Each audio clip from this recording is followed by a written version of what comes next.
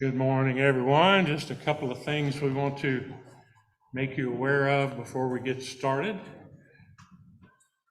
It's our hope that everybody was handed an announcement sheet on the way in.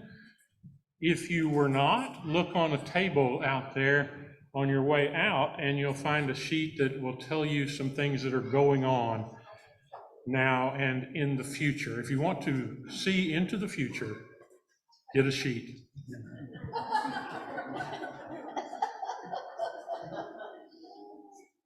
Now we have an announcement. Well, I should say, go ahead, come up. Turn your mic on, yeah. Every month we emphasize a ministry facet, a committee, a team, and this month is mission. And we're going to hear a little bit about the food pantry. My name is Tina Tarbox, and this is Derek Manicky, and we are both volunteers at Food Pantry. Food Pantry is a portion of Mission Committee, in particular, Community Outreach Ministry events. The last pantry, last Saturday, was kind of a surprise to us. We had a 22% jump in the number of people for whom we give out food. We went from about 510 people to 623. Behind us should be a picture of what the shelves look like after we had finished that pantry. It was like a plague of locusts had come through. So the question now becomes, how do we refill that pantry? Some of the food comes from Central Texas Food Bank. They gave us, this time, peanut butter, rice, 900 pounds of produce, and one other item which I've already forgotten. The rest of it, we do the same way you do. Someone goes to the grocery store, in this case it's Laura, and sometimes she has someone else to go with her, either Jennifer or Amy. And they fill the grocery carts and bring the food back. Only it's not quite the same as when you go to the grocery store. For the particular pantry last week, Laura made several trips. She brought back 72 cans of tomato products, 223 cans of fruit, 87 cans of soup, 227 cans of beans, 72 cans of vegetables, 3 cans of drinking water.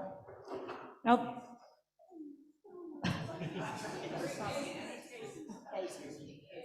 that isn't everything. A shopping cart holds about $300 worth of food. It takes 8 to 10 shopping cart full to supply our pantry. We also get some produce from the garden. Let's not forget them. Now, once all this is done, the next slide will show you what the pantry looks like.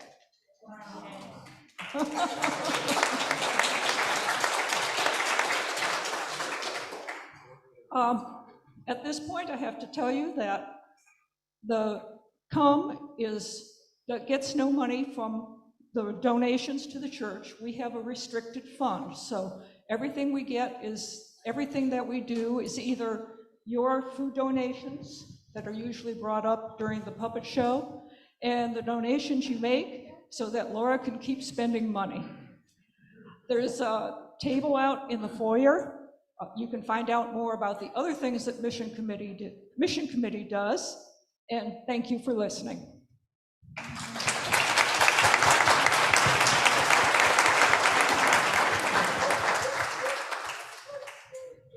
Well, that kind of puts it in perspective, doesn't it? We hear about all the people we're feeding, but we don't actually see or hear. How many basketfuls? 8, 10 carts full of food?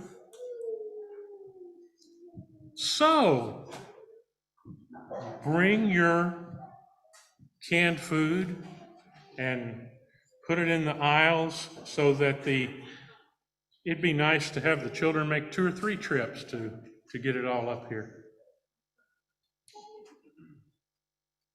Let's begin our service.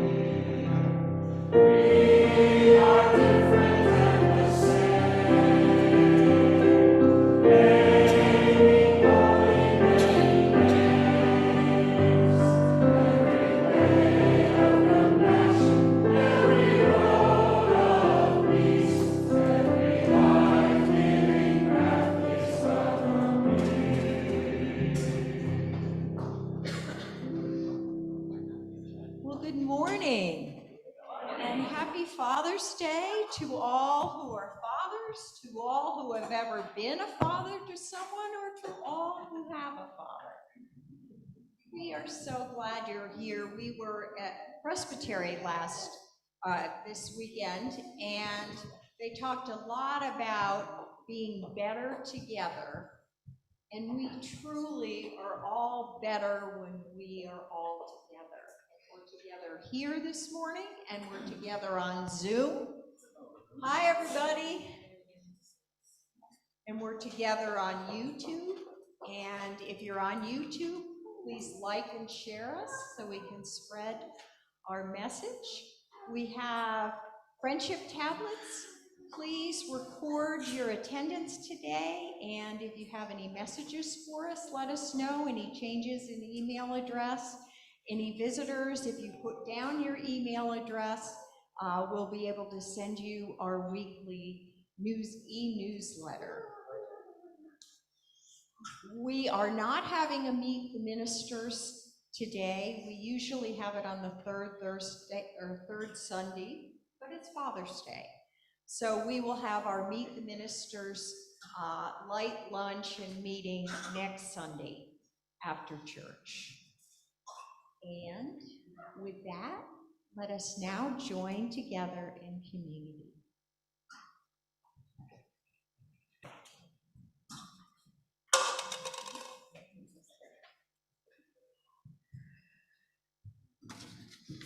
In the first glimmers of morning, the world begins to take shape. First vague outlines, patterns of light and dark, then colors, dun branches of trees and withered winter grass. The blackening sky bathes in the landscape with a glow as it sleepily reveals itself. Blessed morning! Oh, to have another day, to wake from whatever night thoughts dwell within. To rise and have the world unfold before us. Where the possible unwinds into the actual. Where dreams await their fulfillment. Where we meet once again to live into the hope that gathers us. Blessed morning.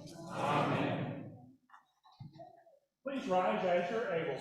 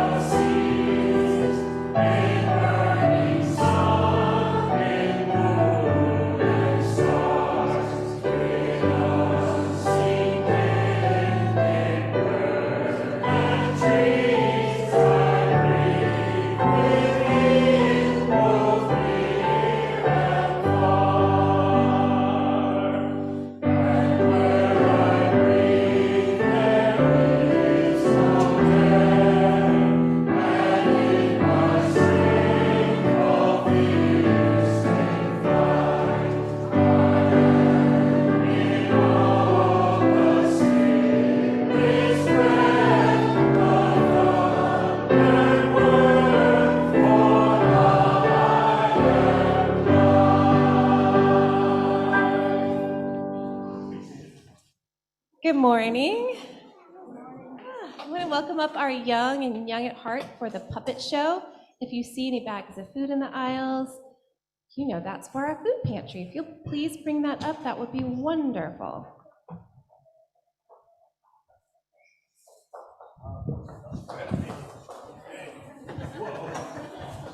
Thanks. Yeah. Thank you.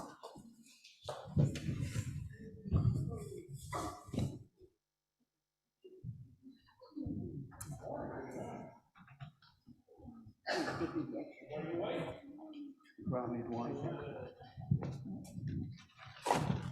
Thank you. I gotta check my bounce, hang on. Okay, thank you, thank you, thank you, thank you very much.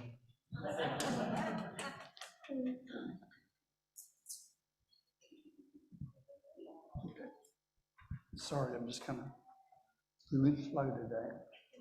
Well, thank all of you for being here. It sure makes Sunday happier when y'all are here. I mean, for us anyway, maybe not for you. You should work on that. It's pretty lonely up here sometimes. Okay. Okay.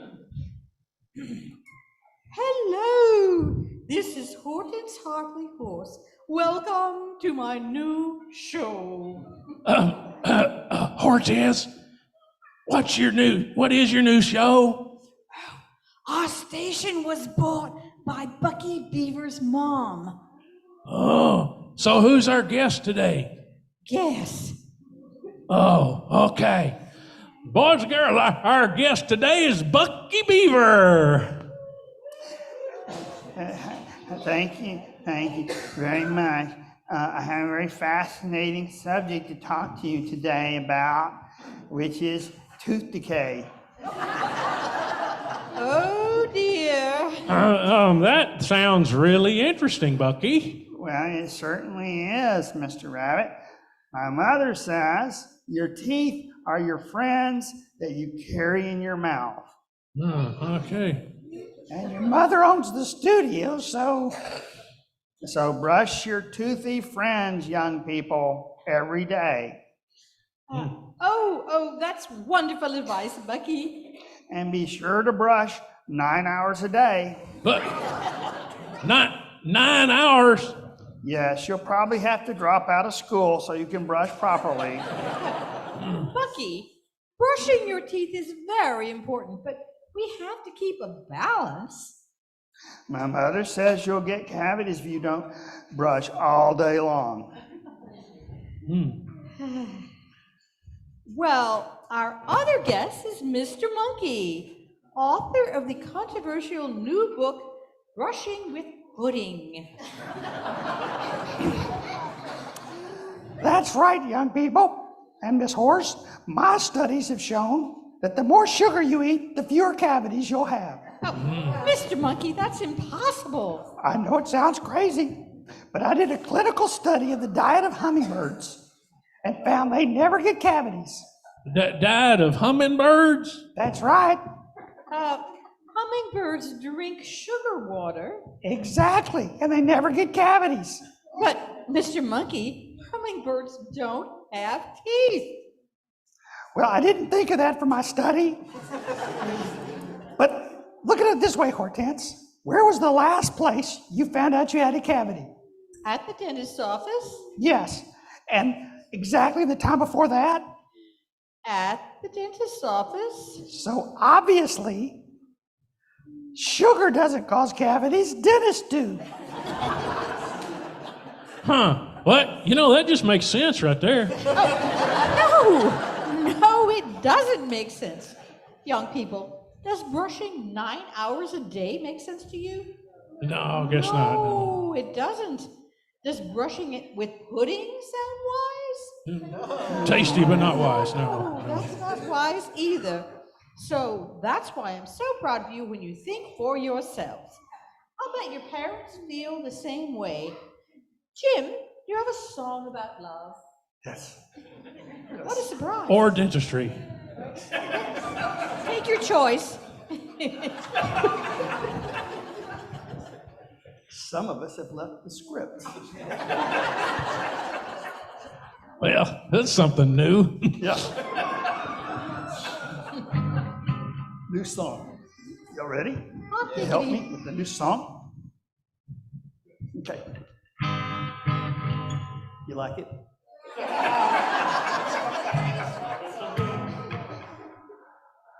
Okay. I'll say a line and then you'll repeat after me. Is that okay?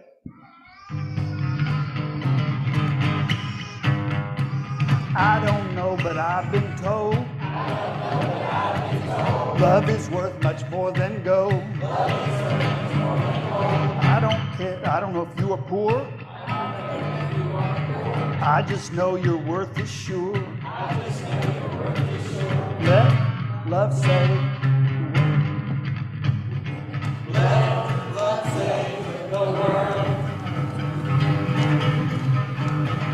I don't know about your skin. I just know that we're all kin. I don't know your hair straight. I just know your rights can't wait. Let love save the world. Let love save the world. I don't know, but I've been told. Love is worth much more than gold. Let love save the world. Let love save the world.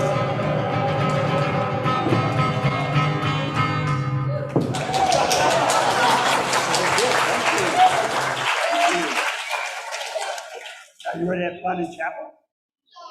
Yes, my young friends, I want to invite you to chapel with me and Ms. Carrie and a couple other special guests.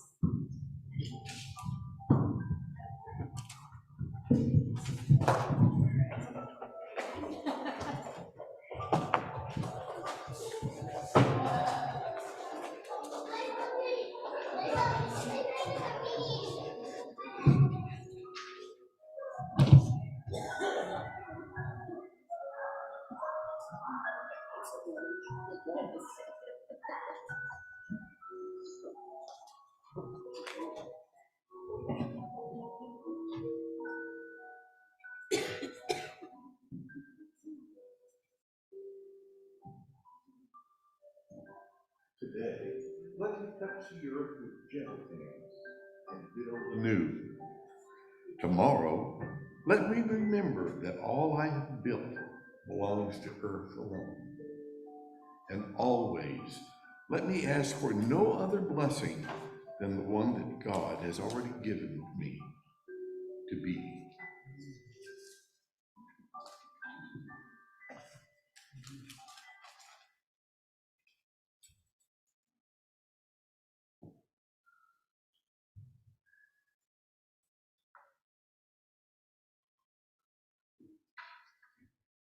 We come to that time in our service when we lift up the concerns of our community and our world.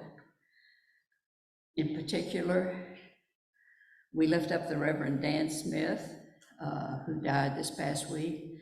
Dan was a pastor out in California that served in a church, West Hollywood, that both Lainey and Yelka attended for a long time and continued to have a wonderful relationship with him, even beyond their time at that church.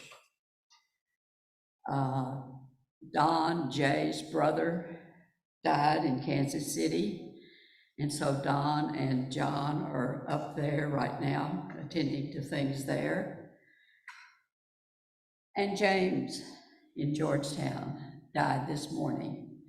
And so our thoughts and prayers go with Judy and her family and loved ones that have all been surrounding him and surrounding her during this time that he's been in hospice. And we want to remember the folks in the Perryton tornado. Our own Jerome and Bobette live up there. They were not damaged, but Bobette tells me that they're busy making meals for the first responders and for the citizens of the community who have no electricity and no means for fixing food.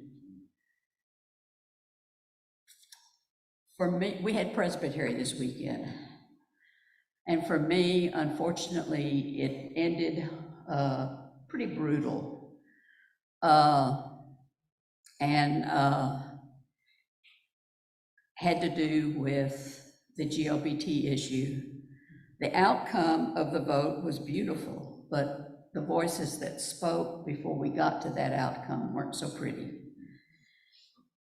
And so by the time I got home, I thought, I'm just gonna sit down in my chair and just turn on mindless television. And I happened to turn on the Special Olympics.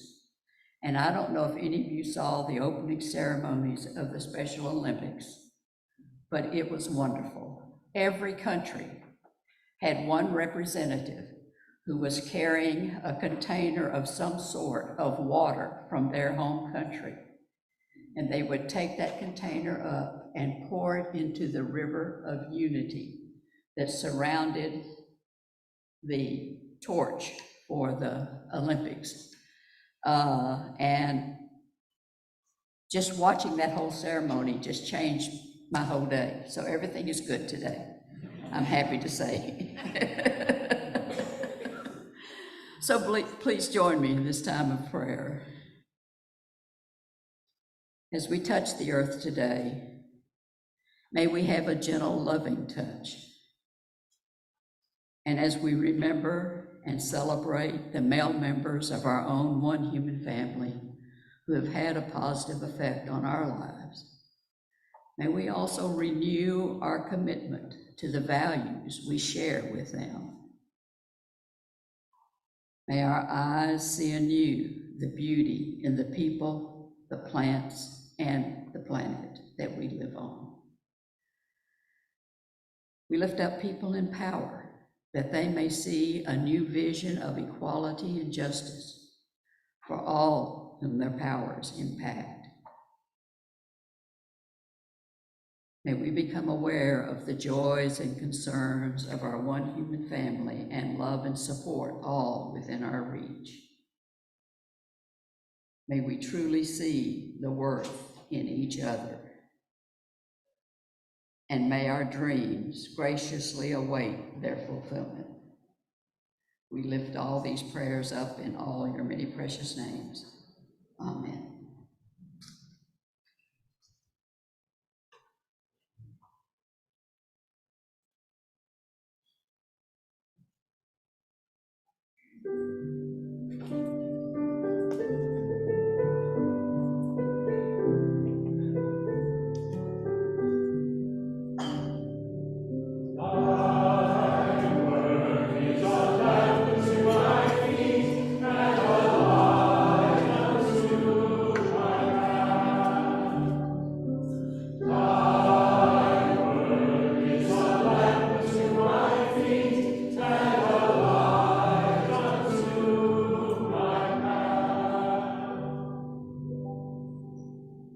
So our scripture today is from the Sermon on the Mount, which is Matthew 5 through 7.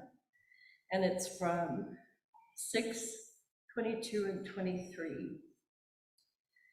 The lamp of the body is the eye. If your eye is sound, your whole body will be filled with light.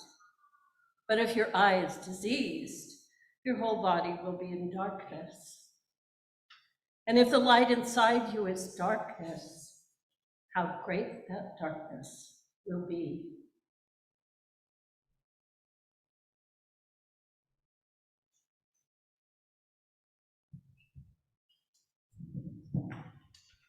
Peggy always does a great job reading scripture.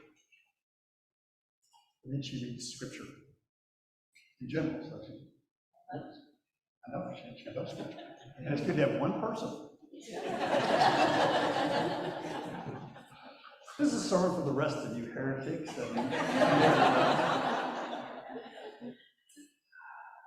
Which is actually kind of a good start for my sermon, because when I was younger, covers a large span. When I was younger, I was taught that Christianity means believing in Jesus.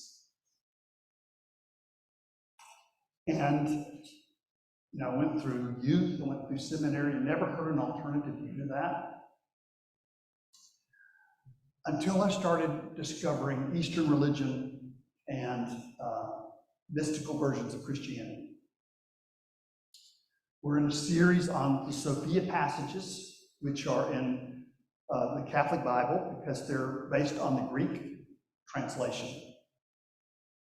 And it covers a period between the Christian and the Jewish, traditional Jewish scriptures that were where religion was universal, it was reasonable, and it was compassionate. Jesus is one expression of that, but there were a lot. There were a lot, and that's always sort of the heart of healthy religion anyway, but it gets lost. And all you have to do, Exhibit A is the United States of America, where religion has gone insane in many cases, is not reasonable, is not universal, and is not compassionate. And some of the people that preach the loudest on Jesus' behalf silence the Sermon on the Mount on behalf of Luther and Calvin and this kind of thing. So we're going back in time to this period that I think Jesus represents. I think a lot of the mystical Christian and Jewish and atheist, this is not copyrighted by anybody. But the Sophia passages are particularly enlightening. And I don't know about you, I'm enjoying the series because I feel it unpacks a lot of what I've been preaching on for however long it is I've been preaching. That in many ways was based on the Eastern religions of the world and also mystical Christianity. But I think holding traditional Christian texts up to the Sophia, the mystical passages, is incredibly revealing that Jesus was talking from a much deeper place than I was taught. Not only as a kid, but also in seminary. And I think most people have known that inside their heart, that it has to be deeper and smarter than what I was taught. But you give the preacher the benefit of the doubt, which is a terrible mistake. Don't ever do that. If what the preacher is saying does not resonate in your heart, in your wisdom, then I just keep on moving if I were you. Hopefully these passages are doing that for you. You feel like some kind of sense of recognition of truths that you know but have been hard to put in words. We need a kind of warning label on this particular passage. First of all, because it's a horrible, horrible mistake to use blindness as a metaphor for ignorance. Right? That's what Jesus is talking about is deeper than our physical sight. But through the ages, people have used the language of disability to try to get across problems, which itself is a problem. So I'm not going to be talking about darkness. What it's talking about is light versus shadow. Being able to discern something or not being able to discern something. And it's definitely not talking about the senses. It's not talking about human sight. The second thing that I think is just as important in the United States is to realize that Christianity in the United States has a shameful link to racism, imperialism, the colonization of other people, the dehumanization of other people. And this idea of light and dark has also played into that, which is why when you look at devils, they're very dark skinned. When you look at angels, it looks like they all came from Sweden. Right? This embodies what we see politically. And so the subject of religion is not just for nerds. I mean, it is for nerds. But if you're trying to unravel how this nation went insane, really from the gate, with the Pilgrims, When we talk about America falling into fascism, yes, fascism is increasing, but the nation's always been fascism to most of the people who live in this hemisphere. So we need to kind of reframe what we're doing. But to realize again, we're talking about the ability to perceive versus the ability, the inability to perceive. Now there's a key word there that got translated diseased, if the eye is diseased. Our translation is really good on gender issues. It can be horrible as far as the original Greek and the theology of it. This is a word that has various meanings. One of the ways it gets translated is if the eye be clear, which we'll look at that. Are you able to perceive things directly, or is religion like wax paper taped across your face, keeping you from discerning people who are different than you? Second thing is it healthy? And that's the way the translation went. Are you looking at life from the viewpoint of your pain, the terrible traumas that have happened to you? Because that's going to affect how you see the world. And then finally, are you using your own experience to explain everything? Are you taking what happens to you and just magnifying that and trying to apply it to everybody else, no matter how different they are? I think this parable is trying to help us perceive more. The Jesus I was taught didn't care what you thought. The Jesus I was taught only cared that you believe in him as the only way. And I think that's the best that a lot of my teachers could do, but it's not the best we can do when it comes to going into the mystical and realizing that, like our first hymn, when Jesus says, I am, he's not talking about himself. He's speaking as life itself, as the energy of the cosmos. And he's trying to help us find that within ourselves. So we're going to walk through this passage and see if it helps call us to our awareness. The first way that the passage gets translated is the eye is the lamp of the body. If the eye is not sound, if it's not clear, it's not transparent, then it becomes darkness and it fills the body. But you think that darkness is light, so it's very misleading. Okay, those words don't make a lot of sense, I admit. So let's look at the Sophia passage and see if this unpacks it somewhat. If your eye is bad, light can't get in. If your reasoning is bad, wisdom can't get in. Can you see that it's not really talking about sight? It's using the image of your eye to talk about something deeper than that. Your ability to perceive. If your eye is bad, for whatever reason, the light can't get in. If you've rejected wisdom, see, this brand of Christianity isn't about belief. It's about your awareness. And this isn't a teacher who wants you to shut down your mind. This teacher is trying to inflame your mind, to broaden it, to deepen it. So he says, obstinacy comes to a bad end. To tempt danger is to tempt death. That could be said more poetically, for sure. Stubbornness, obstinacy, leads to stupidity. Again, not real poetic. Sinner stacks sin on sin. There is no cure when disaster afflicts the arrogant. Think about this nation and the things that are tearing us apart. And then think about that phrase. There's really no, when affliction hits arrogant people, there's no real solution to it because the problem is inside us. The reasonable take the Proverbs to heart. Every sage is a good listener. And that's the key line there. This is calling us to awareness, not to belief. To wisdom, not just to reason. There's not really a good word for it. That's why they shifted from logos, which is the Greek, for that kind of mechanical philosophy kind of stuff, to Sophia, which is embodied wisdom. And it's saying that if you're not perceiving right, nothing else is going to bail you out.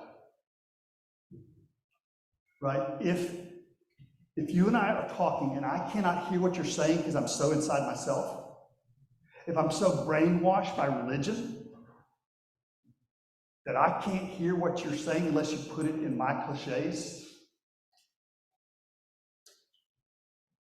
then there's really nothing external to do to be helpful. I'm on a collision course with reality itself. And there's a huge section of the church in the United States that embodies the inability to perceive another person who's different.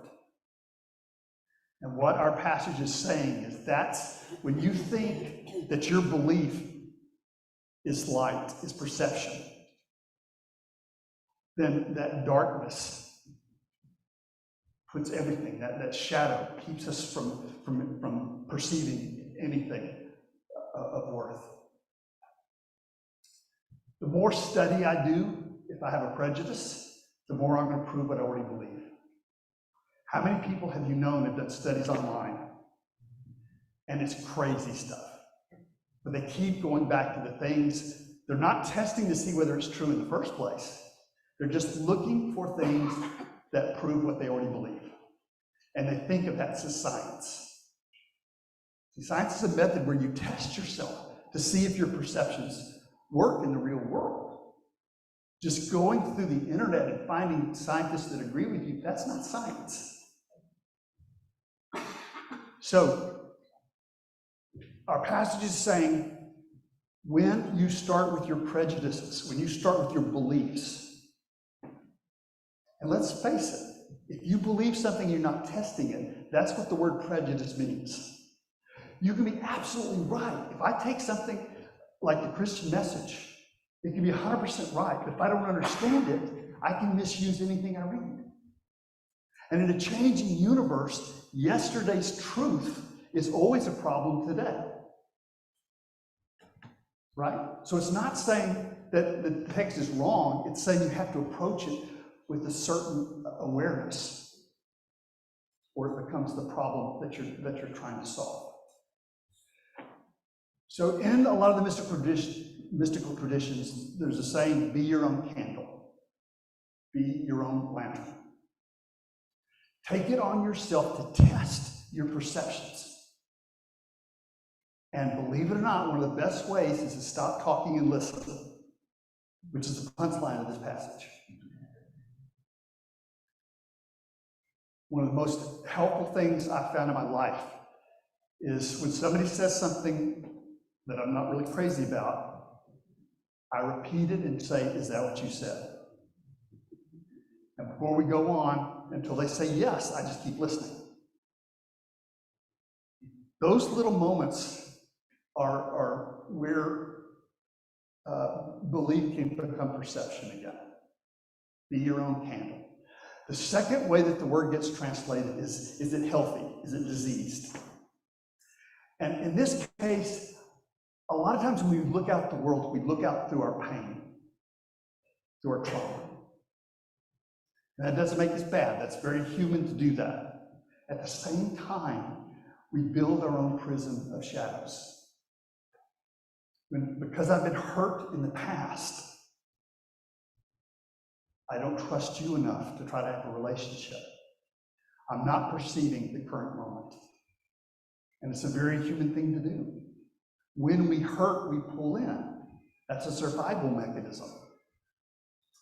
It doesn't make us wrong, but I think what this teaching is saying is, just don't think that's the light. There's something better waiting for you.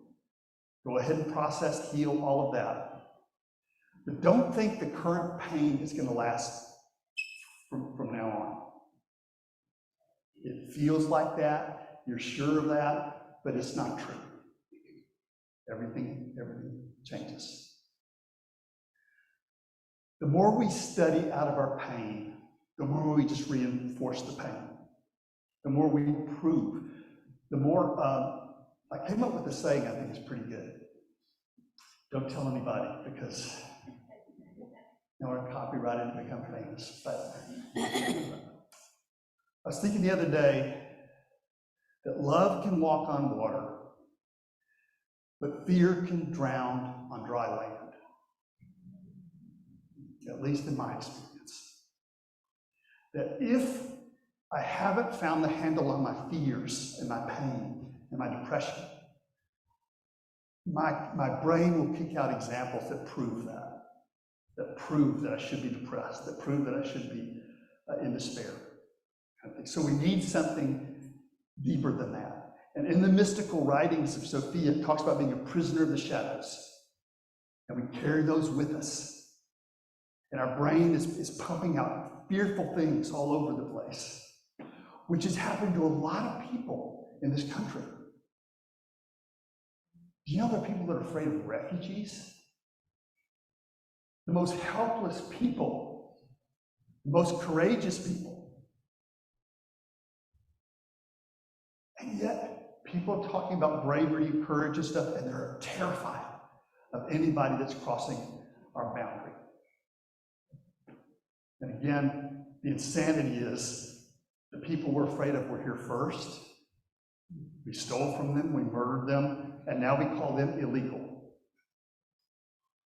That's insane. That's what Jesus is talking about. That's an insanity that proves itself. If you want examples of that, please study the works of Governor Abbott.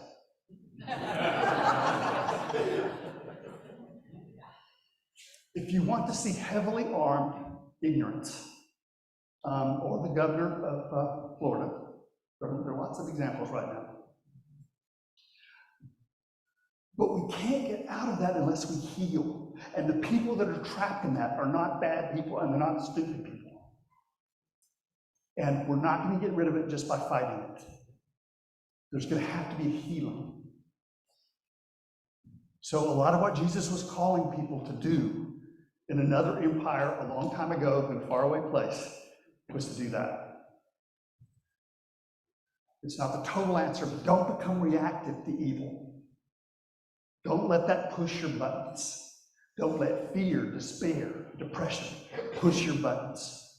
Now, sometimes you can't help it, but just make a date for something better for yourself. When that happens, be a candle for yourself. Shine a light on things that are pleasant in your life. Choose your hopes over your fears. Then the third thing is that idea that's so hard to understand. The translation that says, if your eye is single, then your body will be filled with light. And I think a lot of this is helping us to spot dualism, but also a fragmented view of the world.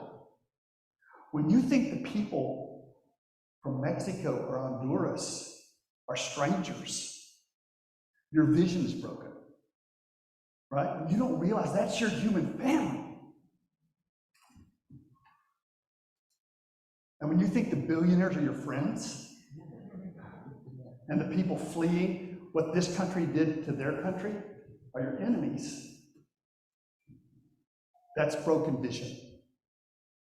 And one of the worst things that happens to a person of privilege is we start with our own experience and then project that on everybody else.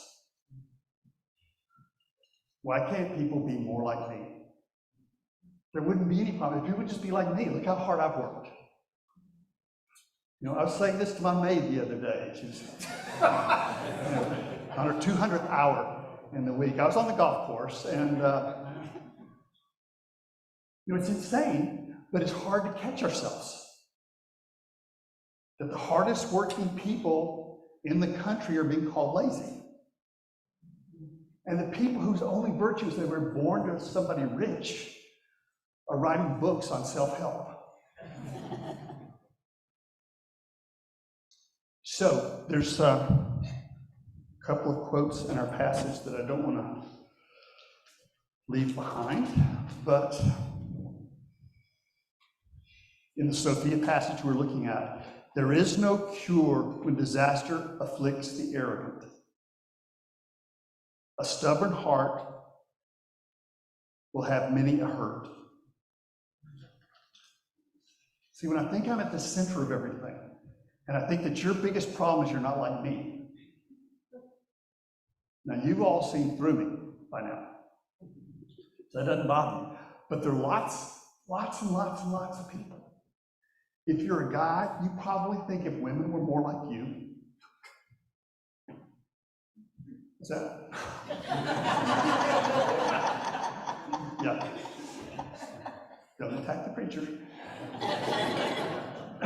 Yeah, it's like, what are guys doing trying to explain to women how to deal with pregnancy? What is dumber, more ignorant, and more arrogant than that?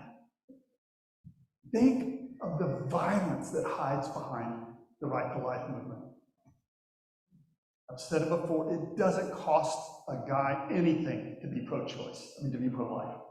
Doesn't cost, doesn't have to lift a finger. And they don't lift a finger. After the baby's born, the right to life is over. As long as it's in a woman, it's something they care about. As soon as it has needs, oh, that crimps their freedom. When you hear white people using words about people of color in this nation, with the history of racism, and say, we don't want to hear about that in our textbooks. That's pathological. That's criminal insanity. Like to come here and enslave people, rob, steal, and then say, we're going to change the textbook so the story's different. You know, that's not going to wash, right? That is a dying worldview. So Jesus is saying this 2,000 years ago. The more research we do from a position of arrogance, the dumber we're going to get. We get off the pedestal and join the human race, right? That's the answer. And that's what Jesus means by repentance. Jesus cared about ethics. Jesus did not care about theology. If he did, he was the worst teacher of all time because he just doesn't talk about it. The church acts like that's the whole deal. But if you look at the Sermon on the Mount, it's about being kind. It's about being humble. It's about not being a moralist. The deal is not, if you don't judge the gay people, then America's going to destroy the country. It's, if you don't judge other people, God won't judge you. But if you're kicking sand in somebody else's face, that's a problem. And it's going to come back. So, I believe that the Jesus that I was taught as a child is a figment of somebody's imagination. And as I've studied the Sermon on the Mount and all of these other writings, I think that you're talking about love embodied. You're talking about wisdom embodied. So if you care about compassion and you care about wisdom, that's what Jesus is talking about. You don't have to be a Christian. You have to be Presbyterian, of course. Of course. No, you don't have to be Presbyterian, you don't have to be Christian. It's about being loving, about being wise. Because somebody that loves you doesn't want to control your mind. See, that's not love, that's abuse. When some religious figure says you should think this, you need to leave. That's abuse. When somebody says those feelings are wrong, they're bad, who you love is not the right. That's not somebody who loves you. And when somebody says you should be obedient to them, that's all you need to know, that that's the wrong bus to be on. Jesus is trying to inflame your mind, not shut it down. Jesus is trying to enlarge your heart, not shut it down. Jesus is trying to appeal to your courage, not to your fear. So be a candle to yourself. Become aware of people, animals, plants that are different than you and learn from them. Because that's God speaking to you. What Jesus is saying. Don't let your wounds define who you are. That doesn't make your wounds unimportant. They're just not ultimate. The love that's in you being born, that's what's ultimate. And then finally, to not live in a fragmented world, to not live in a world that's defined by you, but to become a cell in the common body, and to recognize that every other person you meet is your teacher, your guru, your lover, your human family. Be a candle to yourself. I invite you now to a moment of reflection to find your own interpretation of these words.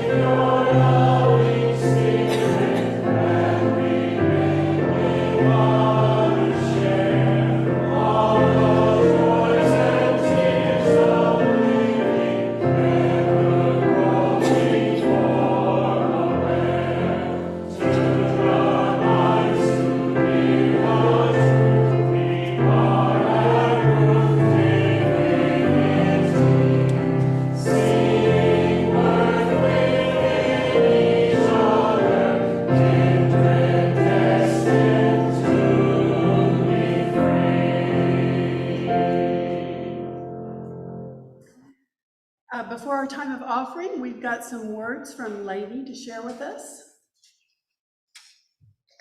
Good morning. Good morning.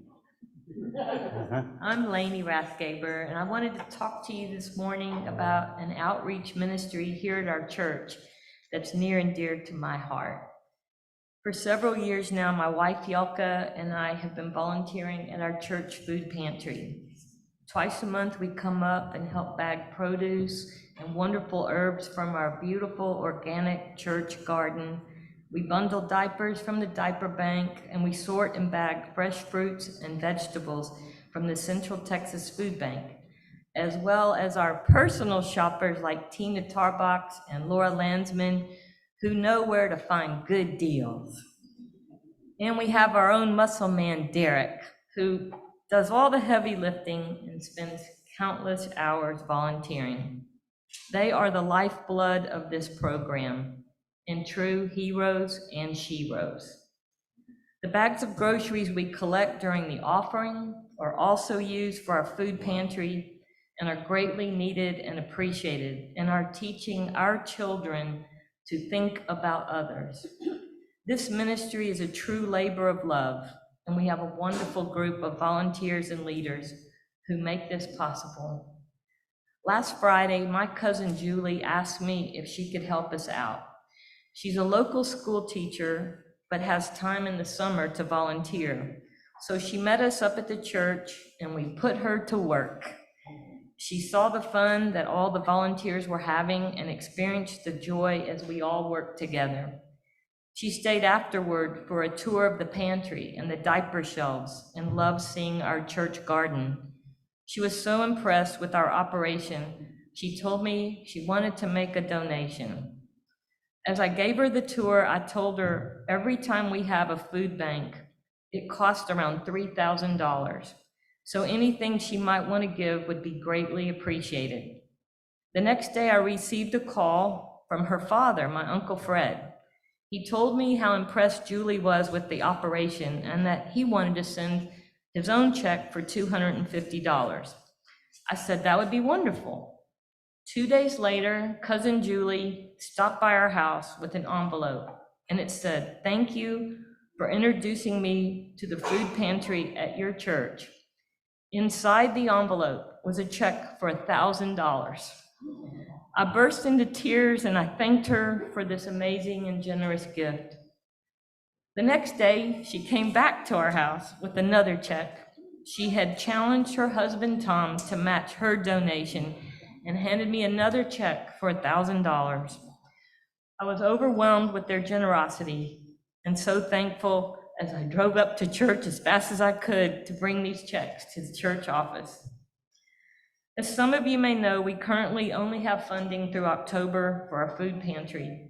We rely on the donations of members and friends and cousins who know about our food pantry. The demand for food has increased this summer now that school is out and kids are at home and no longer have the free breakfast and lunch programs that are offered at their schools during the school year. You saw the picture that Tina showed of our empty shelves. If you are inclined or moved to give to this important outreach of our church, please know that 100% of your gift goes directly to the community for people in need. And you may not know, but the food pantry is not a budget item in our church budget. So we depend on donations like Cousin Julie's and others to keep it going. You can make your checks out to St. Andrews and designate it as a food pantry or COME, as Tina mentioned in the memo section. We also have a donation box outside in the foyer today at the mission table. Thank you for all your support of this wonderful outreach and ministry that we provide to the community in need. Thank you.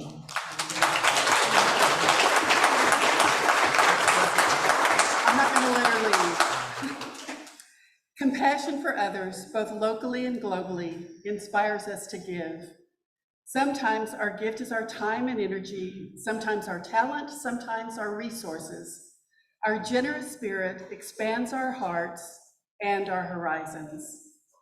May our open hearts and open hands change us and help change the world. If our ushers would please come forward.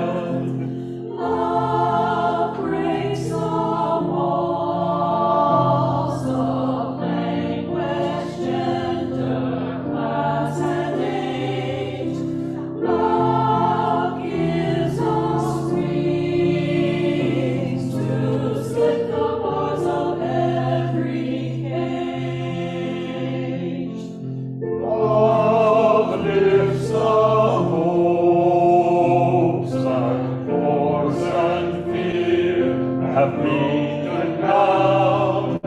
Love breaks all chains, and helps us stand on solid ground.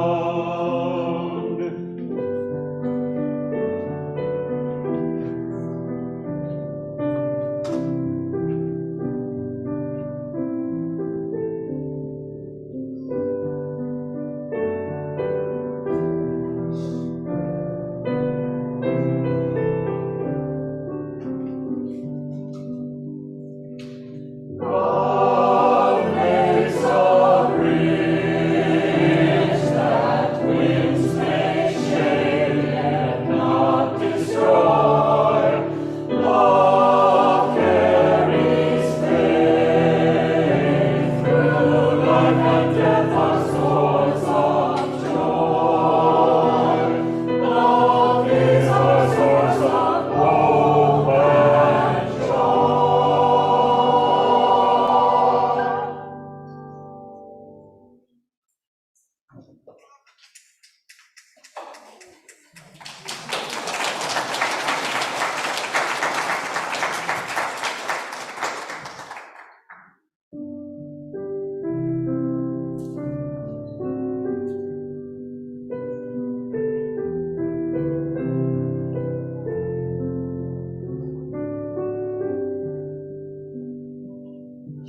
Awe and wonder, gratitude, give thanksgiving, sing hallelujah. Gifts and blessings, love we tell, spirit breathing, all is well. Spirit breathing, all is well.